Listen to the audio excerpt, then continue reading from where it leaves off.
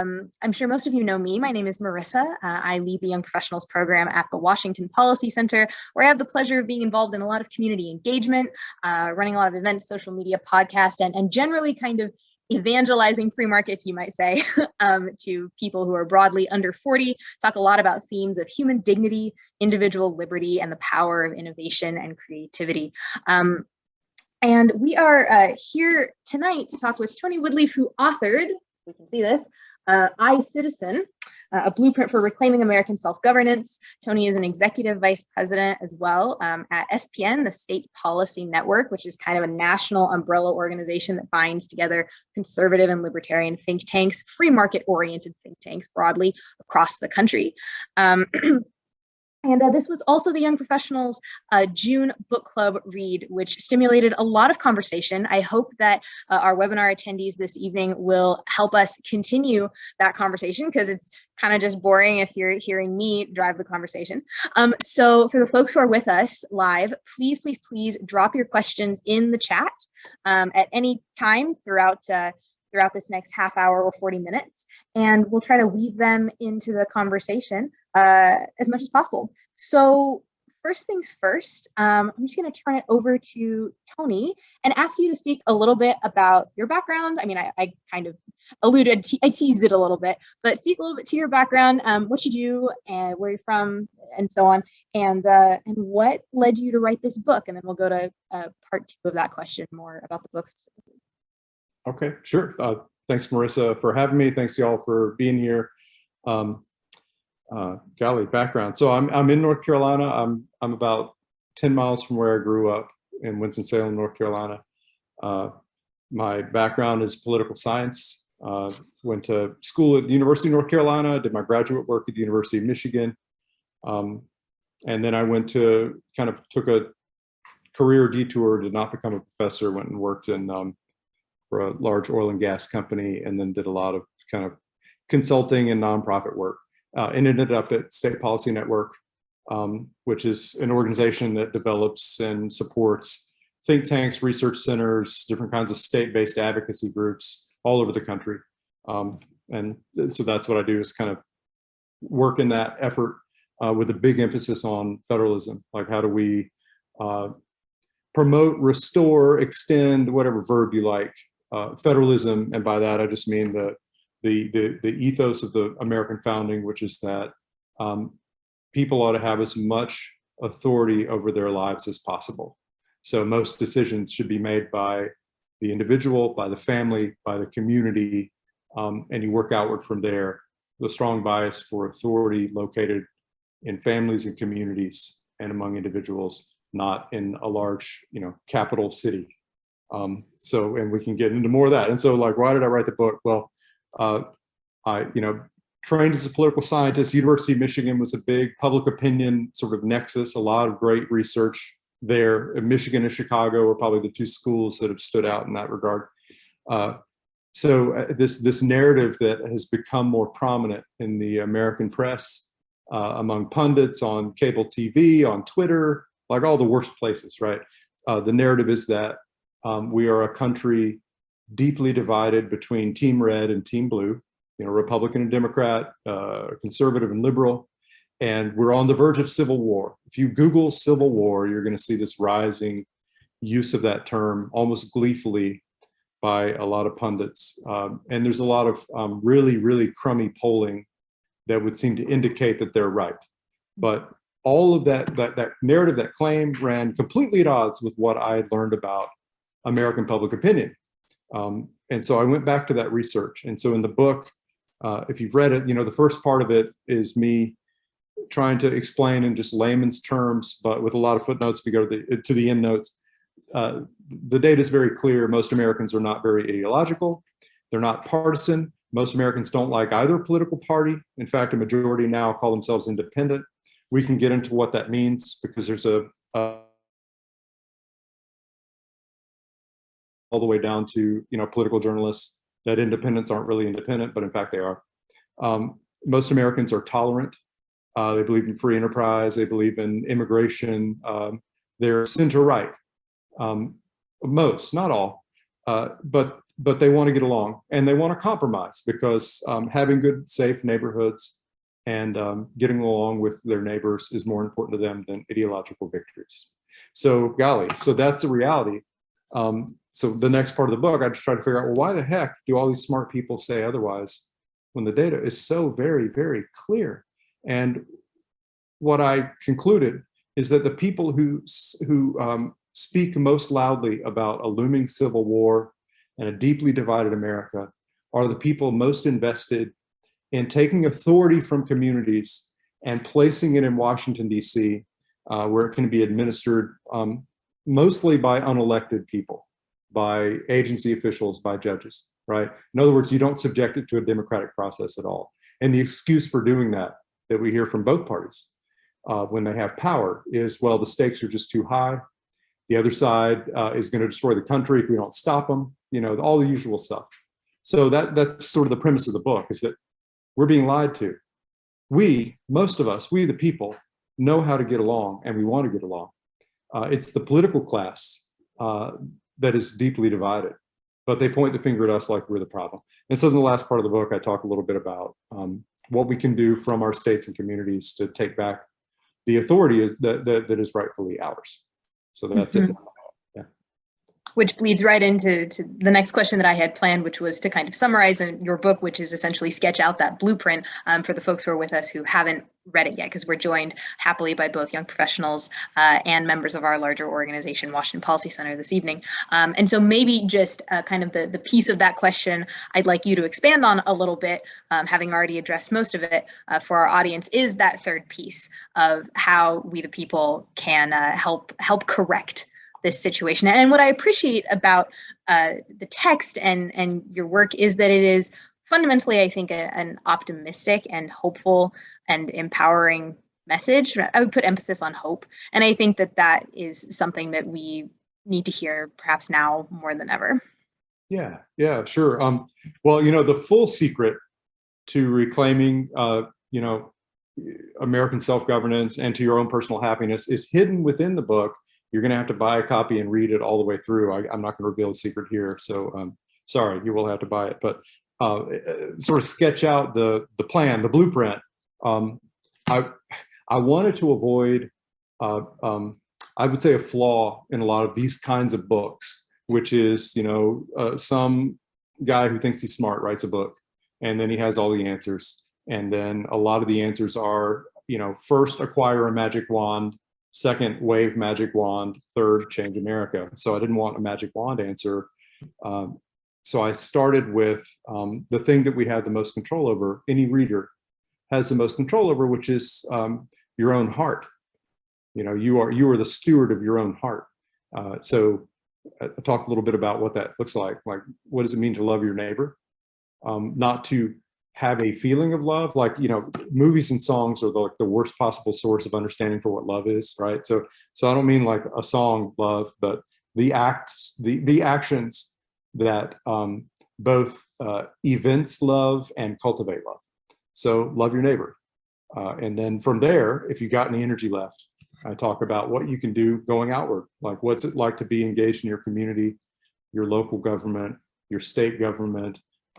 It won't shock you, since I work for State Policy Network, that I talk a good bit about the imperative of engaging with state-based groups, and maybe you give us a shout out. Well, I feel compelled to point out what the Washington Policy Center gets a named shout out in this book. Right. I'm trying to remember. I know there was the one thing that's been on my mind is this great work y'all did looking at how Native Americans manage their forests, the forests they have. Todd Myers, our environmental center. Absolutely. Yeah, he is continuing to collaborate with the tribes. It's not a great, so that's a great example of community self-governance, right? Leading to better stewardship than when you outsource that decision-making to people in DC or any city, any distant city that think they know better, but don't have to live in the community with the consequences of their choices. So yeah, that's right. You guys, there's a lot of groups that are doing great work, and it's a diversity of groups. So it's not like, you know, let's all lobby for lower tax rates, which personally doesn't excite me very much. In fact, I think that's, you would probably call me a right winger. I mean, I'm a conservative with a small c. I'm not I'm not a registered voter in either major party, Mm. but I do believe in free trade and individual choice and that kind of thing. But to me, the real work that has to be done in the states, it isn't like get your tax rates lower or have less regulation so much as do what you can to reclaim authority over those decisions from people who don't even live in your community and often aren't even elected.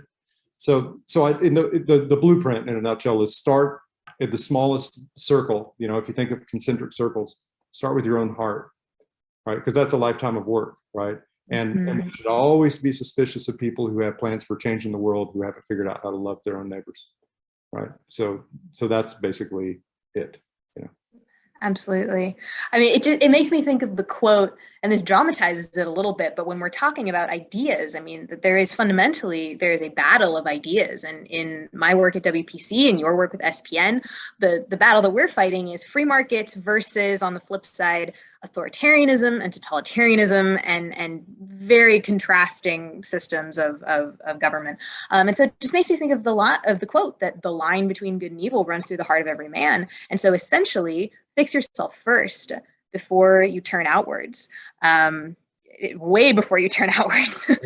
Just classic wisdom there. And I want to put a pin in the emphasis on local level solutions, kind of tending to your own garden. I want to put a pin in that and pull the theme of individual dignity alongside it, because that emerged in our book club discussion a lot, and I want to circle back to it. But before we do, I want to weave in a question from one of our audience members, Abigail, who was at our book club a week ago this evening and actually led the discussion. And so she writes, "Good evening, thank you for your book. What would you say is the difference between being an ideologue and ascribing to a value system? For example, I would say most of my opinions and civic engagement are guided by faith. How does that differ, if at all?" That's a great question. I'm reading the journals of Father Alexander Schmemann, Orthodox priest who passed away a number of years ago. He was instrumental. He was the person that Solzhenitsyn, you quoted Solzhenitsyn, when Solzhenitsyn came finally to Europe and then to the US, he was the priest that Solzhenitsyn asked to come receive his confession and provide the Eucharist. But he talks a lot about this. He's writing in the 70s, and he talks about the pervasive, poisonous effect of ideology, contrasted with faith. Or if whoever's listening, if religious faith isn't your thing, then we could say values, like a notion of a commitment to a set of values that should guide action, right? And his point of view, which I'm very persuaded by, is that because ideology does so much to try to simplify human relations, to fit it into an explainable box, which any model has to do, that's fine. It's okay that models shrink and simplify. But when you go from a sort of explanatory posture, like, golly, one way to think about how people relate is capital versus labor. Or one way to think about how people relate is children, people with children, people without. Those simplified models can be helpful to explain, but when you turn them into prescriptive, that's when the real danger comes in. And ideology has this way of poisoning the mind, because it encourages you to be some kind of utopian. And every utopian with a rifle in his hand, sooner or later you end up with mass graves. Once the utopians take power, it doesn't matter what their utopia is, you're going to have mass graves. That's the effect of ideology. Whereas a value system begins with, many value systems, including faith, begin with some sense of the worth of the human being. So the idea of the human being is an end in a cosmic sense, not just an immediate material sense, versus a means to an end. Whereas ideology inevitably makes people means to an end, and it also cancels out people who won't subscribe to the ideology. One way or another, when you see ideology, whether it's a racial ideology, like in Rwanda, the Hutu and the Tutsi, or a political ideology, sooner or later you begin to see the devaluation of the human being. So that, I'm probably not giving justice to Schmemann, but hopefully that's in the neighborhood of an answer, Abigail. Mm-hmm. Absolutely. Let's pull on that thread that I just kind of teased, the local level, the emphasis on local level solutions, which I think is so apt, and I think is more than anything else, perhaps truly time tested. So I'm on board, and I want to highlight the theme of individual dignity, which is really a pillar that is used, especially in our young professionals program, as kind of a philosophical anchor point. And starting point and unifier, in saying that in speaking about free market policies, we believe that these are the best solutions available to us, writ large, that do indeed affirm individual dignity by empowering people, and enabling them to pursue their potential, hopefully reach their potential, use their creativity, use their very distinct talents and gifts, and to innovate, and ultimately to be part of a positive sum system where we're creating prosperity together through the free market. But going back to local level solutions, individual dignity, the notion of dignity, I think that the critical piece here is seeing other people as human before seeing them as, sorry, Aristotle, a political animal, but in recognizing their humanity and your fundamental commonalities before really highlighting the differences, and in close-knit communities, because you're working in and with and around each other so much, and you have so much proximity, not virtual digital proximity, but true proximity, to form those bonds. I think that that's maybe more possible. And so perhaps the urbanite version of this, maybe you could speak to it, is the ties that we develop through social organizations and churches, and perhaps in our workplace, and so on and so forth. But I'm rambling a little bit. Could you just speak to the potency of individual dignity, and especially as it relates to local level action? Sure. I mean, I have a thought or two. It may not be useful, but I talk in the book a little bit about identity. Every human being has several identities, not in like a schizophrenic sense, but there's roles we adopt on different social occasions. You're a child of your parents. You might be a parent yourself. You could be an employer, an employee, a church member. Play second base on your softball team, whatever it is. So you got different identities, and one of the values of a diverse society is that you have then lots of ways to connect to other people based on those various identities.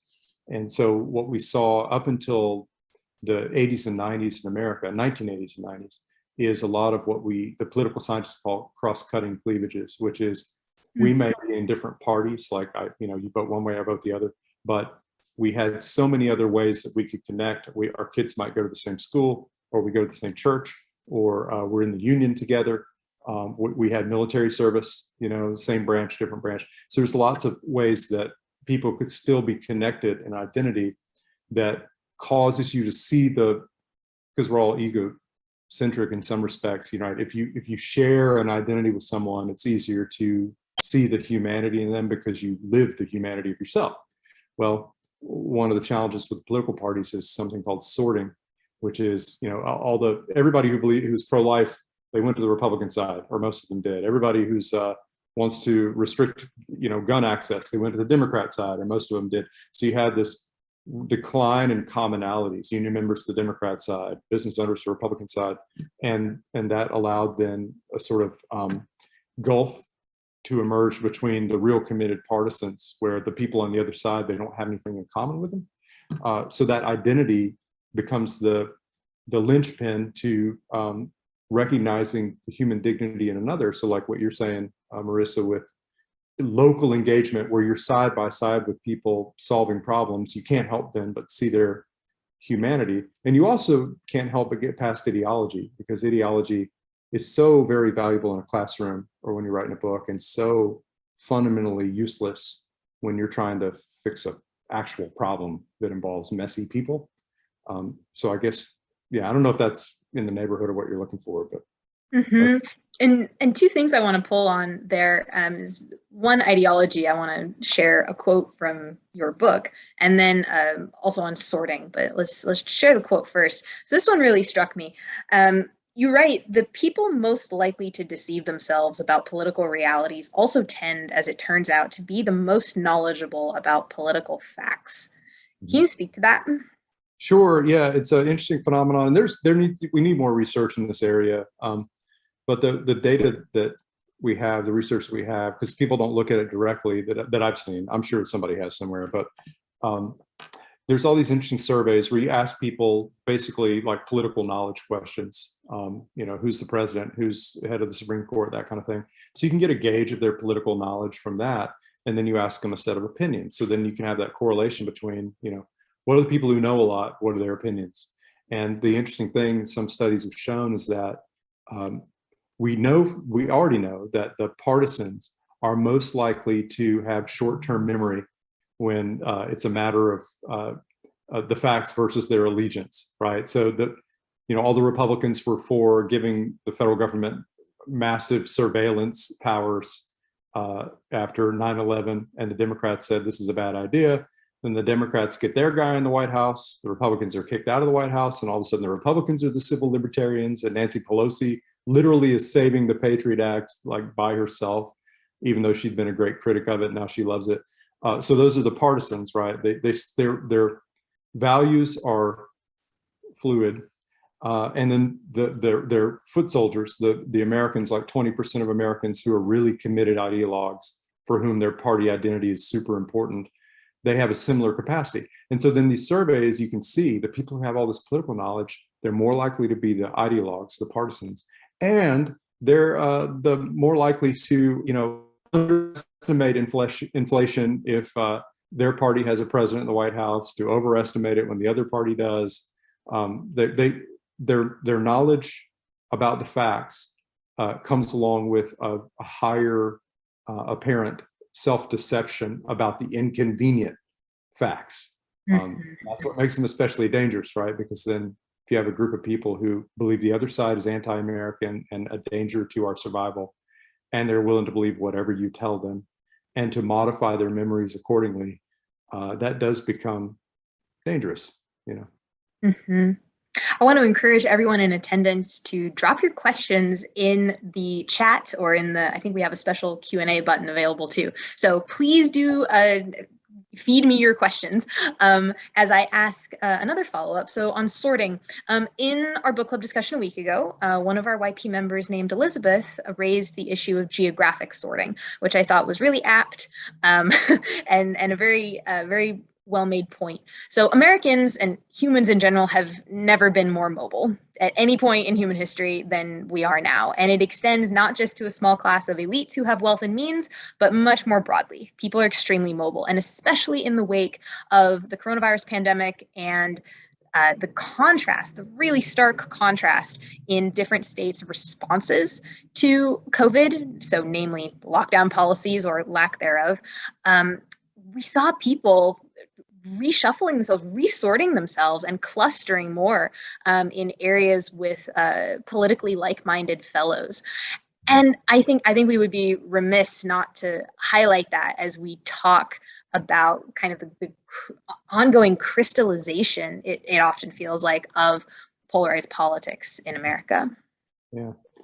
Well, so I think it's not established that we have geographic sorting. Or at least not the way it's portrayed. Like David French really plays this up, and he relies on Bill Bishop's book, which The Big Sort, I think it was, that Samuel Abrams and Morris Fiorina really just dismantled, like savaged it in their very kind, jovial way. So it's an open question. I mean, you do see, the suburbs tend to vote one way, right? The wealthier areas tend to vote a certain way. Urban areas vote a different way. But a couple of things we should keep in mind. One is, there's a great bit of research out of the University of Maryland where they take a large set of, red congressional districts and blue congressional districts. In other words, districts that vote Republican election after election versus the others vote Democrat. And they surveyed pretty well done surveys in those districts to see what the people in the districts, how they feel about issues like crime, taxes, immigration, all kinds of stuff, welfare spending. And they find that on only about 3% of the issues could they discern a majority difference between the red and the blue districts. In other words, the distribution of opinions in the red district were almost identical to the distribution of opinions in the blue district. So even though this district votes Republican time and again, it's not because they have a whole lot of really committed Republicans. It's just at the margin, the Republican candidates in those districts tend to offer a tiny bit more appeal than the Democrats do. And then the reverse for the blue districts. So you don't find a whole lot of difference between those districts. So that right away undermines the idea that people are looking around and they want to live next to ideologically similar people. What we know from like self-reporting is that most people don't really talk about politics. So how would you even know, what your neighbors think? Most people don't talk about it. Now that's impossible for a political journalist to understand, or a political scientist, or for people in policy fields like us, because that's all we think about and talk about, right? But it is hard to fathom sometimes, not gonna lie. We're on Twitter, right? But we have to keep in mind, most people aren't on Twitter. Most people just don't care about it. They probably sleep better for that. They do, and their souls are safer, right? So there's, and then you can compound that with sort of, why do people move to this area or that area? When we get into the weeds, trying to understand, at least from their mouths, why they move, it's things like, we have children, and we don't feel safe in this neighborhood anymore, or it's work stuff, it's family stuff. It's not a large percentage of people who at least will admit that it's very important for them to live near politically like-minded folks. So I think it's still an open question, the sorting thing. Plus, most people just don't have the means to just pick up and move for the luxury of being around more Republicans or more Democrats. True. Though I will say that some of the housing markets, which we have seen peak recently, belie, I think, definitely trends of where people are wanting to live, perhaps not their politics, but certainly a preference for freedom. So I know in recent quarters, Montana and Idaho have had top housing markets in the country. Obviously, we've seen a boom in Florida, like where SPN, your organization, is based, in Texas, in Nashville, so much that they're being threatened with an upgraded version of inflation because they can't keep up with the costs and the influx of people. I guess I would just raise that, like, anecdotally, I've never heard of more people moving out of Washington State to South Carolina, to Idaho, to Florida.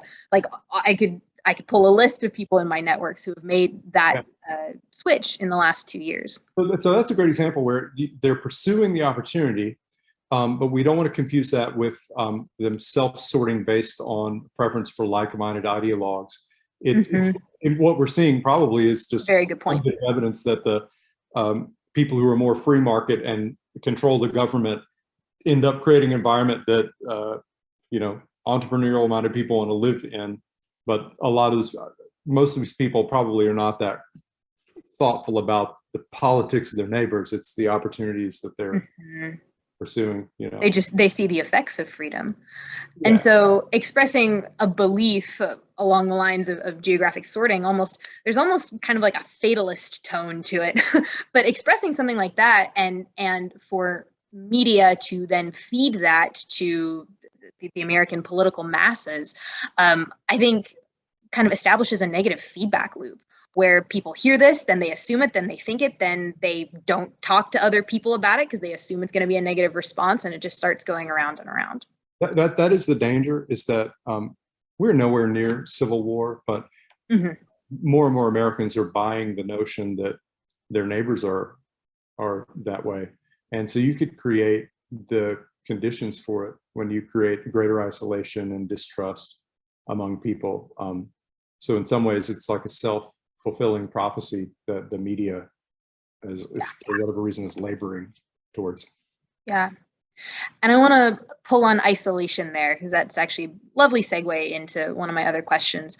How do you think that the loneliness epidemic, especially amongst young people, or it's particularly highlighted amongst young people, impacts our ability to be very locally involved and to build community? And so by loneliness epidemic, I mean people relying far more on digital media and social media to facilitate connections, and to find a sense of community. And just in general, the rising rates, of course, this is tied to COVID and the lockdowns and a million other factors, but the rising rates of depression and sadness amongst young people. Oh, golly. I mean, that's so hard to unpack. There's so much, there, and it's like a perfect storm now with technologies that could be very beneficial, but also offer this kind of false salve. In some ways, the sort of similar to different kinds of addiction, in that excessive use makes you really hate yourself, but then the very thing that your usage of it makes you hate yourself offers the temporary balm, and so you keep going back to it. So I think there's some of that. It's just hard to unpack that. So the isolation to COVID stuff didn't help. The way we locked everybody down didn't help. But I think there's an underlying, I don't know, I hesitate to use the word sickness, but a malady for, certainly for Americans, that extends well beyond before COVID, and in some ways is exacerbated by it. And so what we know, what we can say with some amount of confidence about human beings is they are community minded or community hearted. And so there's a whole lot now about our society that offers false community. Well, you could offer your body false food and maybe even tell yourself it's real food, but your body will know, and the body will pay the price. And I think your heart pays the price when you have a false community versus a real one. But then the problem is, for a lot of young people, they don't give them a blueprint for a real community, don't even know. And so then every human being has that same task of finding your people. And then if that requires some kind of, spiritual discernment, wisdom to figure out who your people are. And then most importantly, in my opinion, this is just Tony talking, right? This is not, I'm no expert on this, but I think your community comes about when you stick with your people, whoever they are. And it's so our penchant for tailoring our lives, including our networks, is antithetical to community. Like, community is the people you can't get away from, right? Who's it said, home is the place they have to let you in, no matter what, whenever you come back.